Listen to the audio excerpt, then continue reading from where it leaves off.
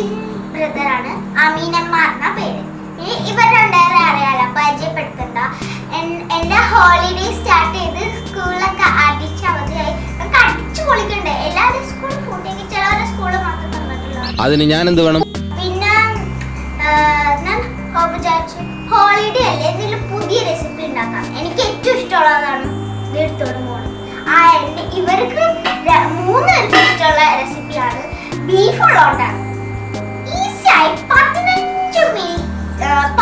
Minute beef cutlet ഉണ്ടാക്കാൻ പറ്റും. മനസ്സിലായില്ല ബീഫ് കട്ട്ലേറ്റ് ആണെന്ന്? ഈ വെക്കേഷനിൽ എൻ്റെ റെസിപ്പീസ് എല്ലാം വരും. പിന്നെ നിങ്ങൾ എല്ലാവരും ആ റെസിപ്പീസ് കാണാൻ മറക്കരുത്. പിന്നെ ഞാൻ എപ്പോഴും പറയാറുണ്ടല്ല, ഞാൻ വീഡിയോസ് ഇഷ്ടപ്പെട്ടെങ്കിൽ ലൈക്ക് ചെയ്യണം, ഷെയർ ചെയ്യണം, ഓക്കെ? പിന്നെ സബ്സ്ക്രൈബും ചെയ്യണം.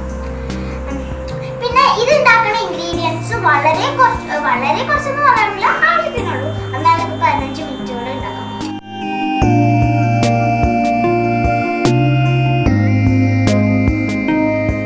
നമുക്ക് ഇൻഗ്രീഡിയൻസ് എന്തൊക്കെയാന്ന് നോക്കാം.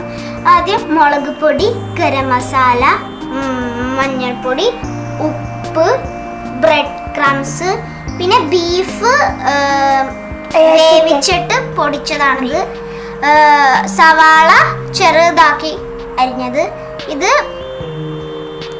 ഇഞ്ചി വെളുത്തുള്ളി, ഇത് ക്യാരറ്റ് വേവിച്ചെടുത്തത്, ഇത് പച്ചമുളക്, ഒരു മുട്ട, വെള്ളം, കിഴങ്ങ്. നമ്മൾ ഈ ഇഞ്ചി വെളുത്തുള്ളി മാത്രം ഒന്ന് പച്ചച്ചുക മാറാൻ വേണ്ടിയിട്ട് വഴറ്റിയെടുത്തതാണ്. ഇതെങ്ങനെ പ്രിപ്പറേഷൻ ചെയ്യണമെന്ന് നോക്കാം. ആദ്യം തന്നെ നമുക്കൊരു പ്ലേറ്റ് എടുത്തിരിക്കും. അതിലേക്ക് നമ്മുടെ മൊത്തം ബീഫും ഇട്ട് കൊടുക്കാം.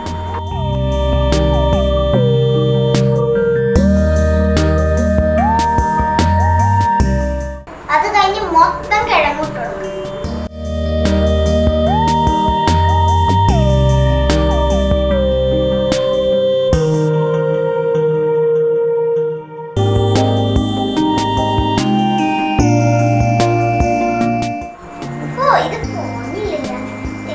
പാത്രത്തില് കഴിഞ്ഞ സ്പൂണിന് പോരാ, ഇനി സ്പൂണിലത്തെ പോരാനാ പാടും. സ്പൂണിലത്തെ പെട്ടെന്ന് പോകട്ടെ. നമുക്ക് അടുത്തത് സവാള, പച്ചമുളക്, ക്യാരറ്റ്, പിന്നെ ഇഞ്ചി വെളുത്തുള്ളി.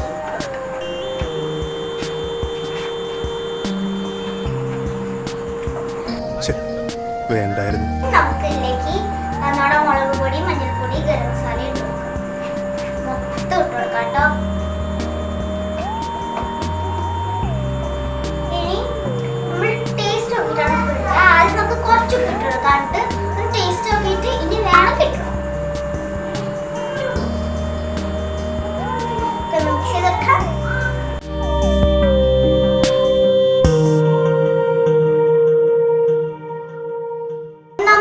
ഇഷ്ടമുള്ള ഷേപ്പിൽ ഇത് പരത്താൻ. ഞാൻ സാധാരണ കൈവച്ച് പരത്തണ ഷേപ്പിലാണ് പരത്തുന്നുള്ളൂ. പിന്നെ കടയിലൊക്കെ നല്ല ബ്യൂട്ടിഫുൾ ആയിട്ടുള്ള ഹാർട്ട് ഷേപ്പിന്റെ അച്ചൊക്കെ വാങ്ങിക്കാൻ കിട്ടും. അത് വെച്ച് പരത്തിക്കും. ഇഷ്ടം ഞാൻ ഇത് ചോദിച്ചു. എന്തായാലും ടേസ്റ്റ് നന്നായാൽ മതി. കുറച്ച് ക്ഷമിക്കും, ഞാൻ പരത്തണേന് കുറച്ച് പരിധിയൊക്കെ ഉണ്ട്. ഓക്കെ,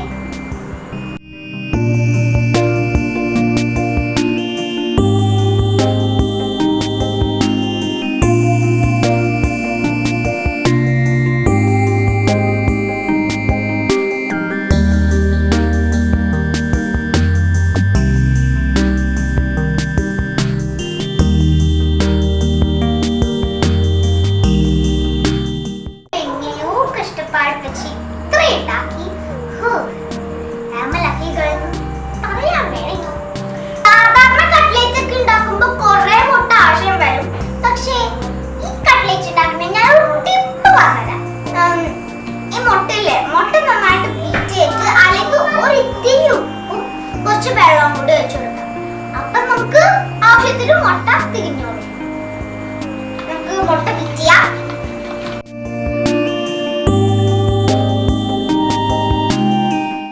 ഈ പരുവത്തിലാണ്. ഇനി കുറച്ച് ഉപ്പ് ഇതിലേക്ക് ഇട്ടു.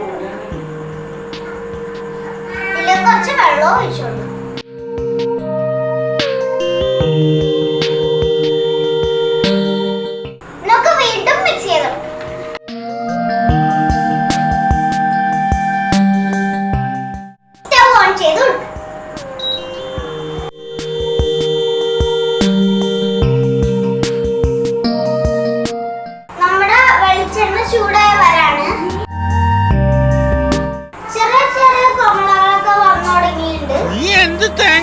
നിന്നെ വലിയ കുമ്പളം കുറച്ച് വലിയതും കൂടി വന്ന് നമുക്കിത് ഇട്ടെടുക്കാൻ കഴിയാം. നമ്മുടെ കട്ട്ലേറ്റ് ഈ എഗ്ഗി മുക്കി ബ്രെഡ് ക്രംസി മുക്കിയിട്ട് പാനിലേക്ക് ഇടാം. എനിക്കൊന്നും മനസ്സിലാവുന്നില്ലല്ലോ. പുതിയ വാക്കാരുണ്ട് കിട്ടവാവേ.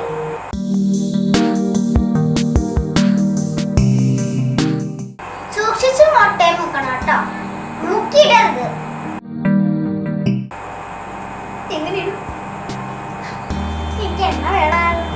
എന്റെ അമ്മയെ നാട്ടിച്ച് വെറുതെ മിസ്സുമാര് സ്കൂളില് ഗ്യാസിൽ എണ്ണയിലൊന്നും തെളിയിക്കാം.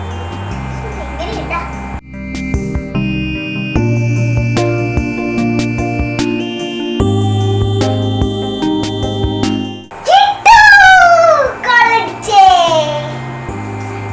അങ്ങനെ തന്നെ ചെയ്യാം.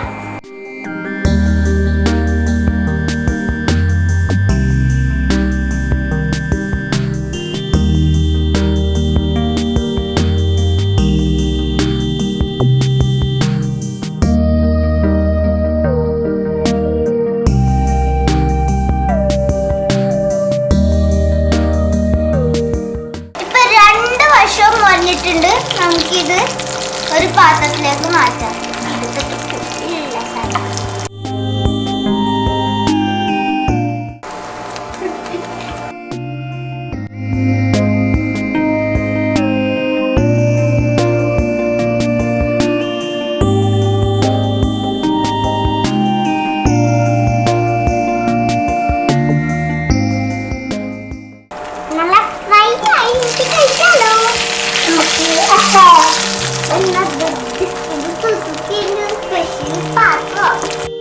അങ്ങനെ ഒരു വിധം കഴിഞ്ഞു. ഞാൻ വിചാരിച്ചു അപ്പൊ മുതലാളിക്ക് ഇത്ര നേരമായിട്ട് മനസ്സിലായില്ലേ? ബീഫ് കട്ട്ലേറ്റ് ഞാൻ വിചാരിച്ചു നല്ല സിമ്പിൾ ആയിട്ട് ഉണ്ടാക്കണം. പക്ഷെ ഇതാ നോക്കട്ടെ, ഇത്ര ഹാർഡ് വർക്ക് ചെയ്തല്ലേ. ഞാൻ എന്തോ കാര്യം മറന്നു. ഓ മക്കളെ വരൂ, നമുക്ക് ഇത് കഴിക്കണ്ടേ.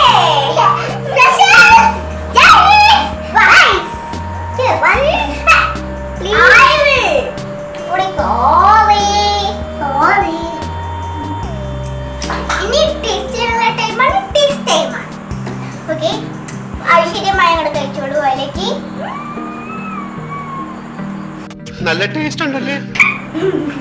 അത് ചൂടുണ്ടാവേ കടിക്കുന്ന മണി.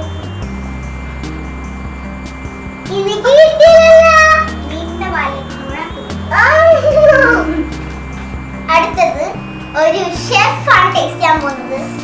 ഞാനാണ്.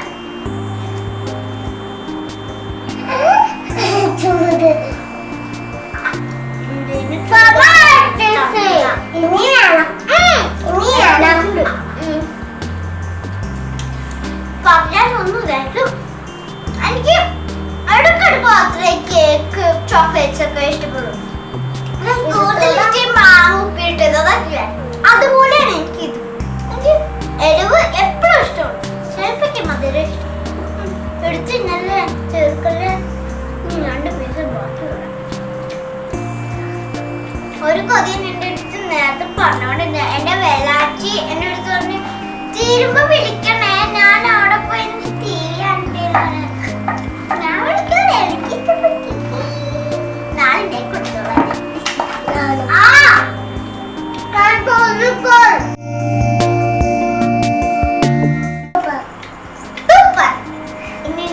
നല്ലത് നല്ലത് മാത്രമാണോ? വേറെ കമന്റ്സ് ഒന്നുമില്ല.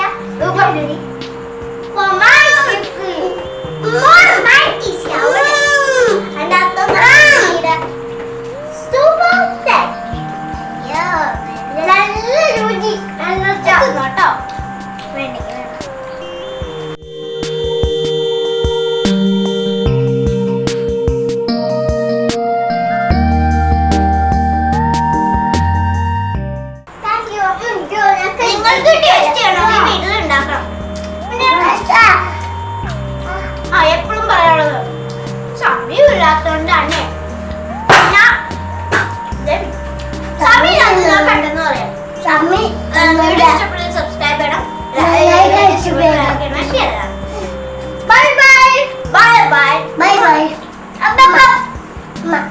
മക്കളെ അറിയാതെങ്ങാൻ ഇതെടുത്ത് നമ്മുടെ പട്ടിക്കോ പൂച്ചയ്ക്കോ ഇട്ട് കൊടുത്തേക്കല്ലേ തട്ടിപ്പോ.